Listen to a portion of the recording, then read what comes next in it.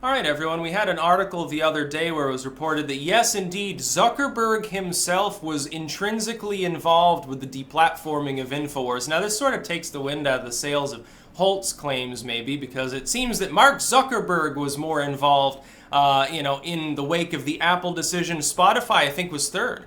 I think they came after Facebook, so I think that was just peer pressure. I think people are taking responsibility for things that they only had a small hand in, as though they were intrinsically like the leader of some gang, the leader of some hyper-liberal revolutionary online army, or some stupid shit like that. But there was another piece here. It isn't really part of the headline, and it's far more worrying, and it corroborates what I said far more, and what many other people probably suspected, let's face it. But that's not even the focus. This is a fucking Breitbart and shit. They're fixated on Zuckerberg sitting there with sweat rolling down his face with his board members, like, should we get rid of Infowars or not? But then they put something in there that they never really further elaborate on that should have been the subject of its own fucking piece. Mark Zuckerberg and the others there, they wondered whether all of the flagging that was going on was the result of brigading. It was a bad faith brigading to try to get Infowars knocked off for illegitimate reasons. That's interesting. So they were being brigaded at the time that this happened. Well, color me unsurprised. You see, that's exactly what I think did happen. I think that the legacy media got together with some craftivistic groups. I think they talked to Share Blue and Media Matters and the Society for the American Way and all these other groups and the SPLC. I think they all got together and they began brigading on all of these sites and putting ideological pressure, calling up Zuckerberg and all these others, saying, hey, this is against the rules, that's against the rules, horrible people, bigots, or whatever. And I think then most of them took them down. I think that's what happened. It didn't just involve, this wasn't an organic, they're trying to Benghazi this and form a memory hole or something and claim that it was some organic uprising of just concerned soccer moms that without any provocation, thousands of people began flagging Infowars pages on Facebook. Did that happen, or was there some central focus point of the organization of that attack itself? There was a central point. There always is. It's inevitable. Look, when brigading happens, like when people, even trolls, when they attack maybe a left-wing video or something, it's organized. Usually multiple points of organization. It's semi-grassroots. When something like this happens, it's because of craptivists in some fashion. And think of who benefits from this. You've always got to look at who benefits from an event to get a better idea of what's the most likely force behind it. Who benefits from Infowars getting knocked off these pages? Legacy media. They are competing with Infowars. No, they don't want, Infowars gobbling down time usage on all these platforms. They'd rather them be more powerful on Twitter, where they're not hosting videos at least. And they're like, well, they have it on their website. They were DDoSed the other day. Even their private website was being attacked.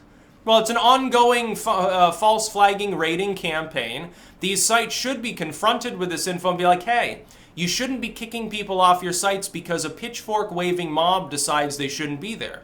That smacks of direct democracy. It's actually not a very good idea of the road you're going down. Could also destroy your websites, because then people in revenge will do the same thing to people who are liberal. And trust me, there is far more rule breaking. If you look at like Twitter, far more rule breaking goes on with verified users that lean to the left and have partnerships with some degree of the legacy or missing link media. They are breaking the rules on a constant basis. They're constantly harassing people. They're constantly saying bigoted things. And yet they're, unscathed. Well, if the Twitter team does as it says it will, and cracks down further on hate-filled content, there'll be a lot of verified users that get kicked off the site, and most of them will be liberals. Yeah, most of them will be craptivists. Well, again, these people, they don't understand history. Like, where are all of the history majors to explain this to them? Do you care to explain to these people that once the ball gets rolling in a moral panic, it almost always, you're pushing that ball uphill against resistance. Eventually you get too high, can't push it any further, and it comes and it flattens you on its way back down. That's always what happens. These groups are suicidal almost, in an ideological sense. They're crazy. They're crazy for thinking that it's a good idea to endorse this kind of tactic, especially with regards to for-profit corporations that spent years rebuffing the legacy media. Sometimes I don't think that these sites are as friendly towards the CNNs and New York Times as they let on in public. I think they harbor a secret backstage resentment, and that eventually they're looking for an opportunity to kick them off the sites too.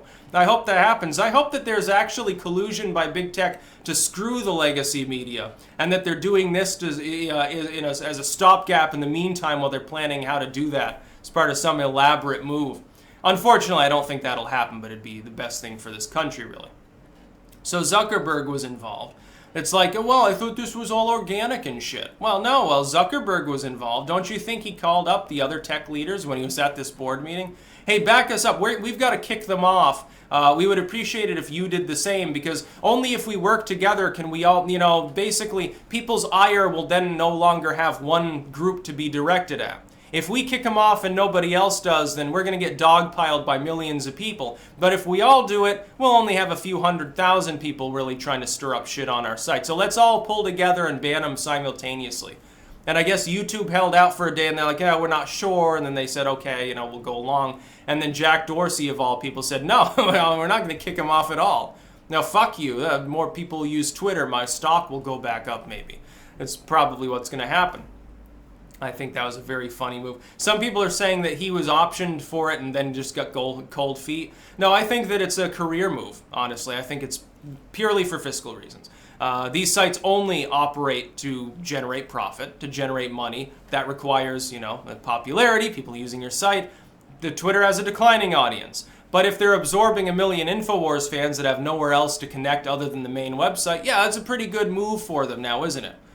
Again, Infowars gained several tens of thousands of people. If it continues on at that trajectory for like 5 days, they've staved off an entire month's losses. Not bad, not bad, at least as a temporary measure. So, brigading did occur. We've got that admitted to by Zuckerberg himself, of all people. So they were under attack by a pitchfork-waving mob. Who created the mob? Mobs don't just spontaneously arise. That's why Benghazi was a big issue.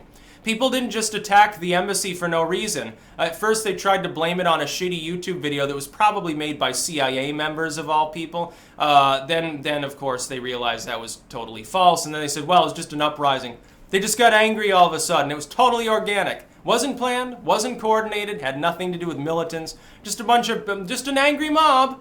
They were angry at the U.S. for maybe it's because we ruined their nation, or we were about to. That could have something to do with it. But yeah, we fucked Gaddafi, and then this happens. It's very, very funny to see. That's what big tech is claiming. Oh, no, we didn't look at these other sites that were already banning them before we made our decision. It wasn't brigading. No, it was our decision to make ultimately. Well, bullshit. Facebook's telling a different story right now. Oddly enough, the one time that Mark Zuckerberg is probably the one telling the truth. That's the very funny part. He actually outed what actually happened. I think he did this by accident. I think he should have spoken differently. I don't think he should have admitted to the fact that a pitchfork-waving mob was responsible for their decision-making processes. Don't you see how that could be a little bit concerning? When that happens on most sites, the people that are doing the brigading, they're the ones that should be banned. Like when people do this on YouTube or wherever, it should be if a video is getting mass flagged and the flags are illegitimate, anyone who participated in the flagging should get their account banned. That's what should happen. Dissuade people from that fucking behavior. It'd be a better platform. Same is true on all the others. That's about all. Peace out.